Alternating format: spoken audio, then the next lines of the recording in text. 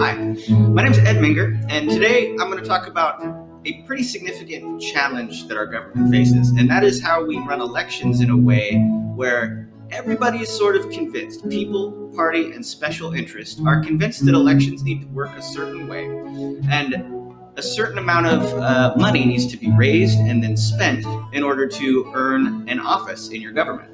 And we're going to talk about the challenges that creates. So over here on the side, you see money in politics means problems for governments. And I'm going to walk through what the money is used for, where the money comes from, and the challenges that it creates for everybody. And then I'm going to lay out a different way. So thanks for your time, and here we go. First of all, let's just lay the groundwork. Politicians need money to organize a campaign. Many campaign dollars are then used to create decent-looking advertising and gain access to your eyes, your ears, and your mind. This could be a 30-second radio ad, a 15-second television spot. It could be a little corner of a newspaper somewhere. It could be a yard sign that was purchased with somebody else's money to get access to voters like yourselves. And donors then might consider these politicians that they've helped purchase advertising. Donors would generally think of those politicians as friendlies, right? Because they assume that politician is going to have their best interest in mind. That's why they donated. They assume they're probably going to get preferential access. They're going to be able to have meetings and make phone calls directly to that government official after they've gotten that job. And then they're at the bottom. Are there negative impacts of relying on other people's money to get a job or keep a job, as the case may be? Let's see how this plays out. So a common misconception is that what you're seeing on this side of the screen is lobbying. This is not lobbying. This is blatant, right out in the open. Here's a proposal. Here's an idea for a law or a change to a law. This would be lobbying. If you just had the proposal and said, hey, I have an idea. I am a teacher and I represent teachers and I'm going to be speaking about something teachers care about. I am in a firefighters union and I represent the firefighters and here's something firefighters care about. I'm a business administration representative and I represent small businesses throughout Washington and here's an idea for something I would like you to consider. That is lobbying and that's totally fine. Okay, I'm not going after lobbying. Being able to lobby or talk to your government is something we all have a right to do. And just because you represent an organization of people doesn't mean you shouldn't have a right to talk to your government. Okay? So what you're seeing over here is not lobbying though. Okay? Here's a proposal. And then with the other hand, here's money so that you can run advertising, so that you can get reelected. And the fact that we can do both of those things at the same time and say these things are not related, it doesn't make a lot of sense. And everybody's been convinced that that's not only fine, but that's kind of the way it has to be. Give a donation, get a seat at this table, get the ears, get to talk about a proposal with these elected officials. So this could be, to be specific about something that might hypothetically happen in our system, a pro-gun rights group might have lunch with a Republican. Here's a proposal or idea for a law or a change, and here's a donation to get reelected. That same day, a gun safety group might have lunch with a Democrat. Here's a proposal, here's an idea for a law, and here's a donation so you can get elected or reelected. And then that Democrat and that Republican go face each other to try to make laws about gun legislation.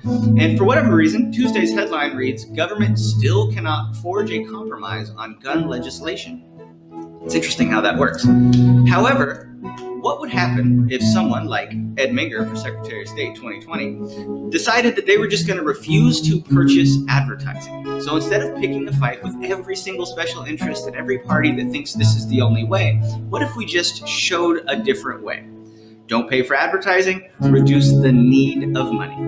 And then, if that person, Ed Minger for Secretary of State, was able to implement a rule that didn't limit what special interests do and how much money gets raised and all that other stuff that we keep fighting about, what if we made a rule that said, you don't need to purchase advertising anymore. Save yourselves the money, save yourselves the time, go out and earn access to voters' eyes, ears, and minds.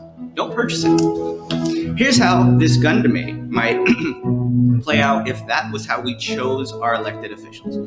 Stakeholders, so a pro-gun safety group and a pro-gun rights group, those stakeholders would be able to meet with a Democrat, both of them. There wouldn't be preferential access for the people that donated or were expected to donate to the Democrat. Likewise, both of those stakeholders, both of those initial groups would get to meet with the Republican. There would not be preferential access because of a donation or an expected donation.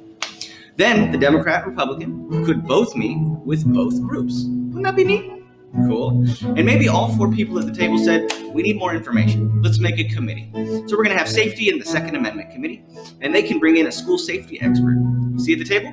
5 people there now. None of them purchased a seat at that table. They were just given a spot at the table because of their expertise, because of what they know and who they represent.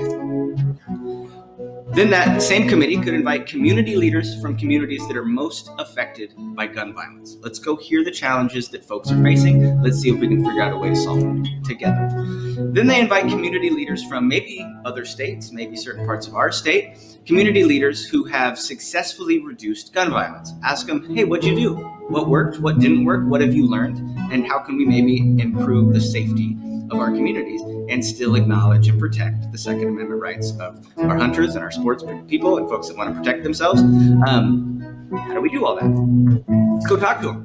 So now we can hear out hunting organizations, we can hear out school counselors, we can hear out parents, we can hear about how permitting groups are able to process permits or not, or what their challenges are.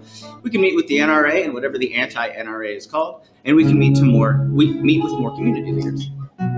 So all of a sudden, there's now room to breathe, room to formulate a compromise proposal.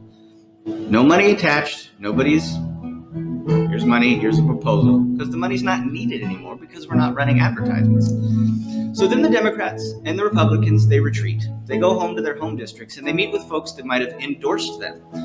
And maybe that came with a small financial contribution, maybe not. But they can talk to their endorsers, they can look them right in the eye, and they can say, hey, I know you didn't get everything you want, but thanks for your flexibility on this issue, and I hope you feel like you got a fair negotiation, and I hope that you'll endorse me next time when I run for the same office.